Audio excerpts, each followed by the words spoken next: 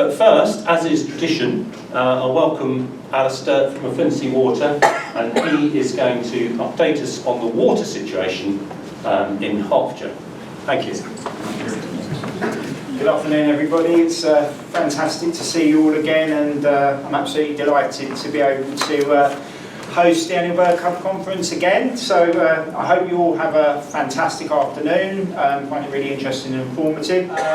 For those of you that were at the Herts Natural History Society conference back in October, I think the message I was giving was a little bit more concerning than it is now. I think you're all aware we've had quite a wet winter. So actually it says there that 10 out of the last 12 months have been drier than average. It's actually 9 out of the last 12 months now, because we've just came out yesterday, our updated data covering February as well. Groundwater levels are above average compared to our long-term average at the moment in this region. Central region covers Hertfordshire and the kind of home counties area, so that area we are in a good position at the moment.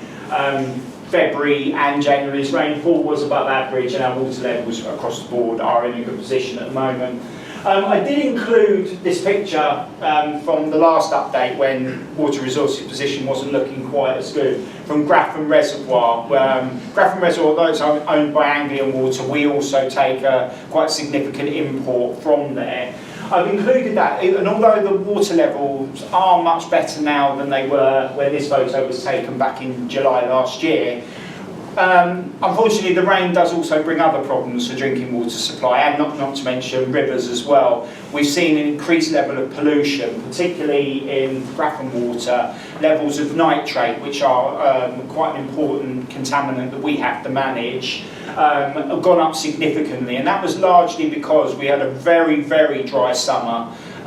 Soil was cracked, lots of dust, lots of sediment. Crops, agricultural crops, weren't taking up the nitrogen in the way they normally would. So when we started having the heavy rain at the back end of summer going into October, a lot of that has been washed off of the land into reservoirs, into rivers, and also impacting on groundwater as well. So even though we've got a better water resources position, the water quality challenge is there. So life as a water company delivering drinking water is never quite that easy, but we are managing the pollution and making sure that all the water that goes out to our customers is safe to drink. But it is something we've just got to bear in mind, and that's going to be a problem for us over the next year or so.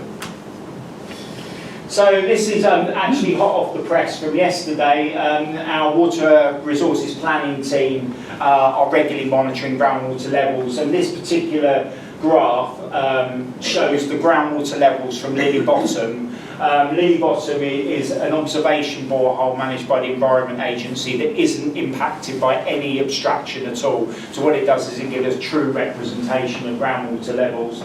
The purple wavy line that you see halfway across there, that's the long-term average, so that tracks over, I think, 20-year period, and that shows where groundwater levels over an average, not that there's any average year anymore, would normally sit. The black line is where we've been tracking the groundwater levels at the Lily Bottom observation borehole, and you can see that that's going up to the end of February.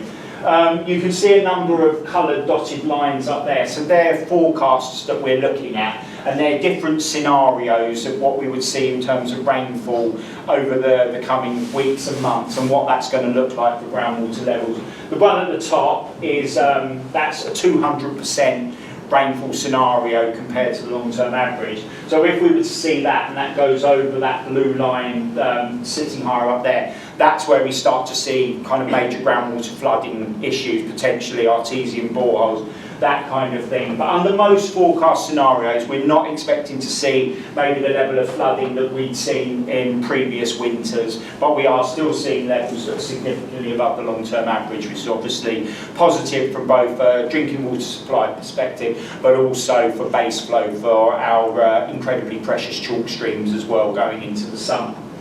I've just got a little table down there, and this just gives a little feel. Obviously I mentioned about these different rainfall scenarios. What we've seen over the last 3 months compared to the long-term average in this area is about 130 or 145% rainfall compared to the long-term average. So you can see under those scenarios, if that continues, we are expecting to be quite close to where, you know, flood risk starts to increase. We also see that that effective precipitation, so that is rain that is reaching groundwater, is very high, 176% in this area, which is really good because we absolutely rely and depend on winter rainfall to replenish our aquifers, both the chalk streams and the drinking water supply. So they're really good numbers, and hopefully if they stay around that consistent level, we should see a very good flows of rivers throughout the year.